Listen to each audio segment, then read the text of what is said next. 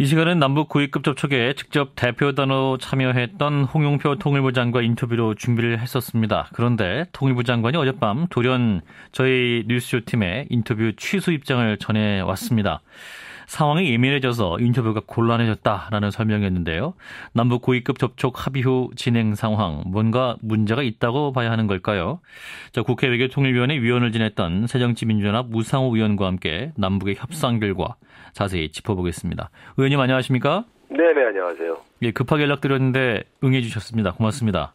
네네네. 예, 자, 통일부가 어젯밤에 좀 돌연 인터뷰 취소를 통보했는데요. 자, 왜 이런 일이 벌어진 걸까요? 두 가지 측면을 봐야 될 것 같습니다. 하나는 회담에 직접 참석했던 대화 당사자가 회담 내용에 대해서 왈가왈부하는 것이 이제 향후 남북 대화 국면에 어떤 악영향을 미칠 수 있다, 이런 이제 그 우려가 있었을 것이고요. 예. 두 번째는 우리나라 통일부 위상이 이렇게 약해진 것이죠. 사실은 이 문제에 대해서 국민들이 굉장히 관심이 많지 않습니까? 예. 그러면 적어도 통일부 장관, 남북 대화의 주 당사자인 통일부 장관이 국민들에게 납득할 만한 이런저런 배경과 앞으로의 방향에 대해서 설명할 이런 필요가 있거든요. 예. 근데 아마 통일부 장관의 위상이 약하니까 위로부터 지금은 더 이상 언론 접촉을 피하라, 이런 지침을 받고 취소한 게 아닐까, 저는 그렇게 생각하고 있고요. 예. 위라면 어딜 말씀하시나요? 청와대를 말씀하시는 겁니까? 이건 기본적으로 청와대죠. 예. 그래서 제가 볼 때는 우리나라에서 통일부 장관을 거의 그 통일 관련된 주무장관이 아니라 예. 거의 그냥 회담 실무자로 전락시킨 이런 측면들이 전 안타깝다, 저는 그렇게 생각합니다. 예, 그렇군요. 또 일각에서는 이제 우리 정부가 협상 합의 직후 이제 결과를 설명하는 방식이 있어서 좀 신중하지 못한 측면이 있다, 뭐 이런 지적도 있었습니다. 의원님은 어떻게 판단하십니까? 저는 특히 김관진 안보실장이 예를 들면 이제 회담 당사자이고 어떻게 보면 수석 대표 속직이 있는데, 예. 자꾸 너무 이제 예를 들어 이런 거죠. 이제 서로 회담이라는 것은 양측이 서로 자기에게 유리하게 해석하는 측면이 좀 있습니다. 예. 근데 그것은 회담 당사자가 아니라 소위 관계자라고 하는 이름을 빌어서 익명으로 예. 약간 국내 정치적인 측면들을 강조해서 약간 해석하는 것은 이해할 수 있는데, 예. 회담 당사자가 자기에게 유리하게 해석해서 이것을 정치적으로 좀 과장해서 발표하고 그것을 자꾸 확대 해석시키는 방식으로 보도시키는 이런 거는 저는 처음 봤습니다. 과거에 예. 임동원 장관이나 정세현 장관이나 우리 역대 그 남북 대화 파트너가 말이죠. 예. 직접 언론에 그렇게 브리핑하는 경우가 없거든요. 예. 김관진 실장이 저는 좀 경솔했다, 이렇게 생각합니다. 예, 뭐 회담장에서 큰 소리를 질렀다 이런 보도까지 나오고 있는데. 그런 거 이제 일종의 소위 배석했던 실무자나 혹은 예. 관계자 이름으로 나가는 건 상관이 없는데. 예. 김관진 실장, 수석 대표가 직접 여기저기서 자기 무용담 널어놓는 거, 이거는 앞으로 남북 대화를 계속 이어가야 할 측면에서 볼 때. 예, 부적절했다. 대화 파트너를 예. 자극할 가능성이 있지요. 예.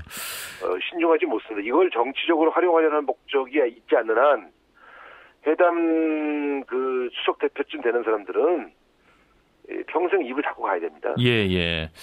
자, 우리는 이제 축제 분위기인데 이제 북한 측 대표였던 황병서 총정치국장은 또 어제 조선중앙TV에서 이렇게 얘기를 했습니다. 남측이 근거 없는 사건을 만들어서 북측을 일방적으로 자극했다. 그리고 남측이 이번에 심각한 교훈을 찾게 됐을 것이다. 뭐 이런 발언도 했었고. 네. 또 지뢰도발은 근거 없는 사건이고 일방적이라는 표현도 3번이나 나왔었거든요. 이런 발언은 어떻게 이해해야 될까요? 그러니까 이제 어쨌든 지금 이번 회담의 성과는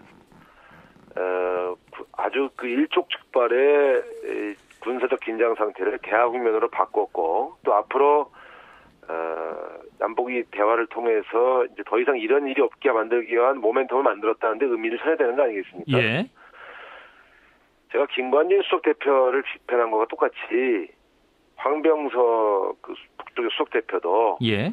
언론에 나와서 남측을 자극할 만한 이런저런 얘기를 할 필요가 없는 겁니다. 예. 앞으로 더 이상 그런 지뢰도발 같은 사건이 재발하지 않도록 하면서 남북이 대화를 통해서 좀 더 평화적인 모멘텀을 진전시키겠다 합의한 것에 집중해야지. 예.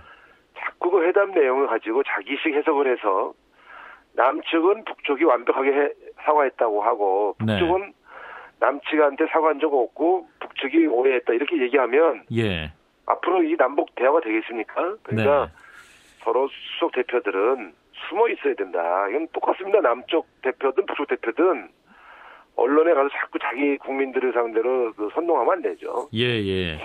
관련해서 이제 문재인 대표도 발언을 했습니다만 어떤 김관희 실장의 발언이 합의문과 다르다. 또 사회 결과를 왜곡해서 상대를 자극할 수 있다. 뭐 이런 지적도 있었는데 이제 김관희 실장의 발표에 이은 황병서 총정치국장의 발언 등의 상황을 보면 결국 문재인 대표가 우려한 상황이 드러났고 혹시 그런 상황이 더 악화될 수 있다 이렇게도 볼 수 있을까요? 어떻게 보십니까? 저 걱정하고 있습니다. 예를 들면 예. 어쨌든 이번에 전면전까지 가능했던 이런 군사적 긴장 상태를 대화 국면으로 만들어서 무박 3일, 4일 대화한 거 이거 참 잘한 거거든요. 예, 예. 그러니까 남북 대화 유례 없는 그런 장기간 대화하고 아마 이 대화를 통해서 양측 대표단 사이에 상당한 신뢰가 형성됐을 것입니다. 아마 예. 그런 측면에서 앞으로 몇 년짜리 여러 가지 많은 대화를 했을 텐데 끝나고 나서 서로 자기 여론이 안 좋다고 그래서 갑자기 이걸 수석 대표들이 과장해서 말이죠.